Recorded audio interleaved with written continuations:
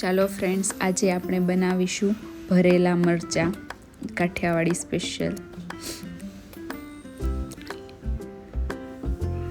એના માટે આવા થોડા જાડા એવા મોટા મરચાં લેવાના છે અને એને વચ્ચેથી કટ કરી લેવાના છે, એટલે એની અંદર આપણે મસાલો ભરી શકીએ. એના માટે મેં અહીંયા ચણાનો લોટ લીધો છે. ઘણી વખત ફાફડીનો ભૂકો કે ચવાણું હાજર ન હોય તો આપણે ચણાના લોટથી પણ બનાવી શકીએ છીએ. પછી એમાં થોડી હળદર નાખવાની છે, થોડુંક લાલ મરચું, કારણ કે આપણે મરચાં લીધેલા છે ને ઓછા તીખા હોય, એટલે થોડુંક લાલ મરચું, થોડુંક ધાણા જીરું પાવડર નાખીશું અને સ્વાદ પ્રમાણે મીઠું નાખીશું.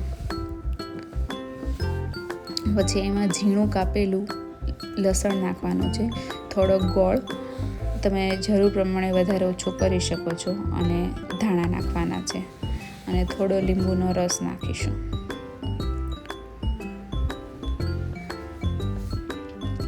અને એમાં થોડુંક તેલ નાખીશું અને બધો આપણે મસાલો મિક્સ કરી લઈશું. બધો મસાલો ભરાય એવો થાય એટલું આપણે તેલ નાખીશું, આવી રીતે મરચાંમાં ભરી શકાય એટલું.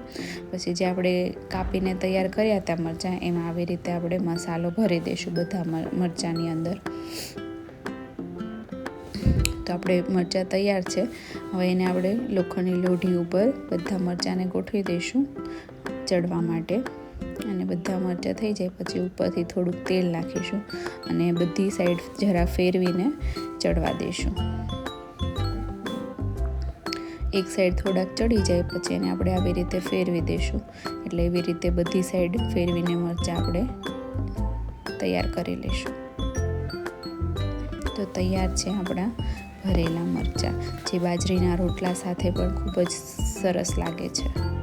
જો તમને આ રેસીપી ગમી હોય તો લાઈક કરજો અને શેર કરજો.